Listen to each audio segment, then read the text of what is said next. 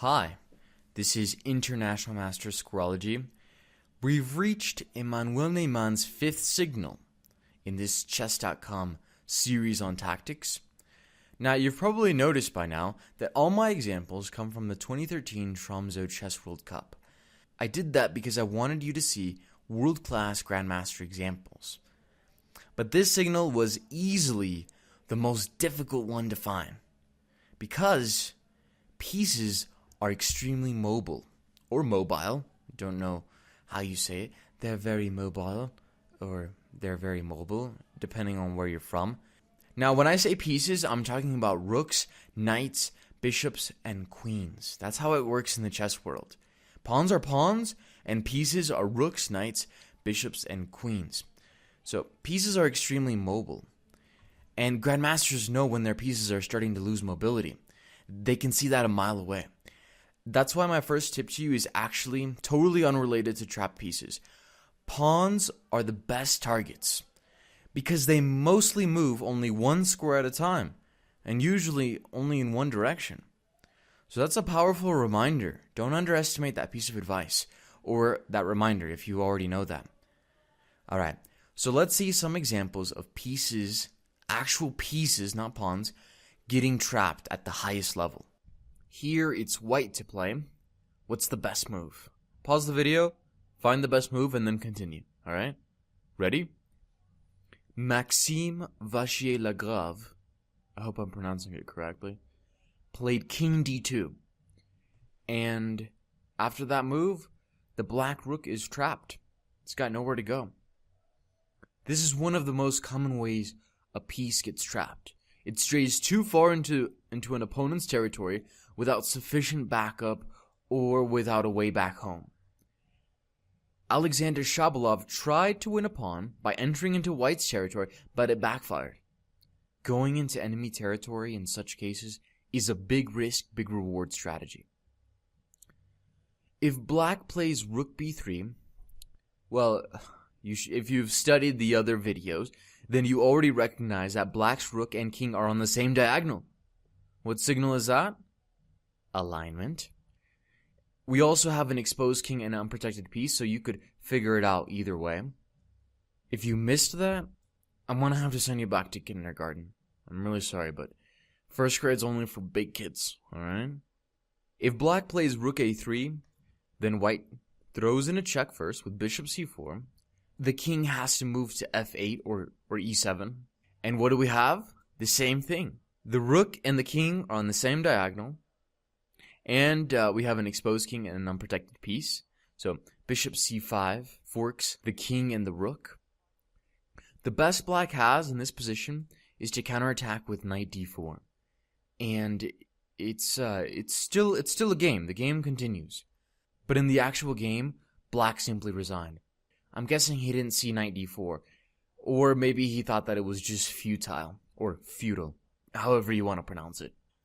So at the world-class level, pieces don't get trapped that often, but when they do, it's sometimes because they get separated from the pack.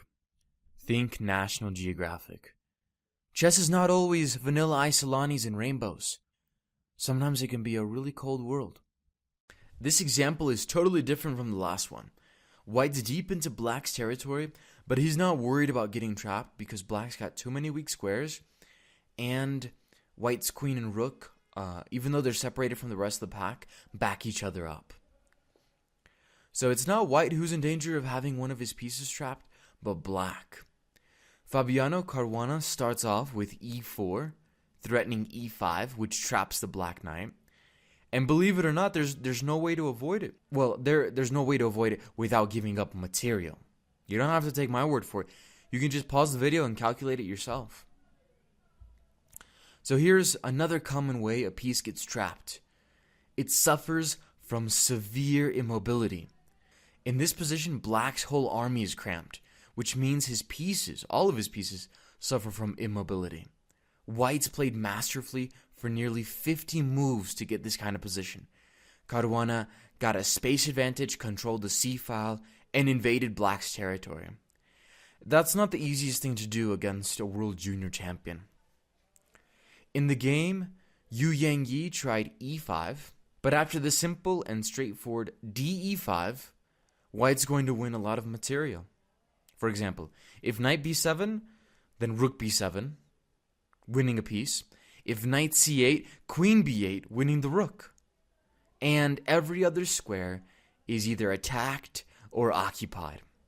In the game, black played rook a8, hoping for queen b6 and queen e5, when black has sacrificed a pawn to break out of his shell.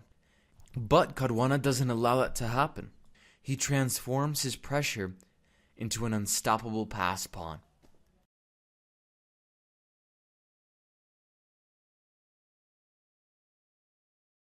Lazaro Bruzon's rook is trapped on b6, and even though white's not going to win it, the fact remains. Black's essentially down a rook. And the only way he can get back into the game is if black sacrifices a pawn with d5. But after ed5, Radjabov would have a protected passer on d5, a huge space advantage, and control over both open files. A super grandmaster like Teimour Radjabov would have no problem converting this. Even Hello Kitty would say goodbye in this position, and that's why Bruzon threw in the towel. So what does this all mean? Sometimes you won't win the trapped piece, but you'll get something out of it. Like in this case, a pawn. That was a simple yet powerful lesson. Tons of material to digest, so I'm going to highlight some key points. Emmanuel Neymann's fifth signal is trapped pieces, and it's hard to come across in world-class Grandmaster games because pieces have so much mobility. That leads me into my first point. Pawns don't have nearly as much mobility as pieces, so in the game of chess, pawns are the most common targets. Another point, going into enemy territory with a single piece is a double-edged sword. You could win material, or you could lose it. And for my last point, immobility stinks. Watch out for it. Or try to sniff it out before it even becomes a problem. Alright guys, so this has been another awesome Chess.com YouTube lesson. Please like, please leave your comments. Follow me on Twitter at Squarology, and remember, I'll see you on Chess.com.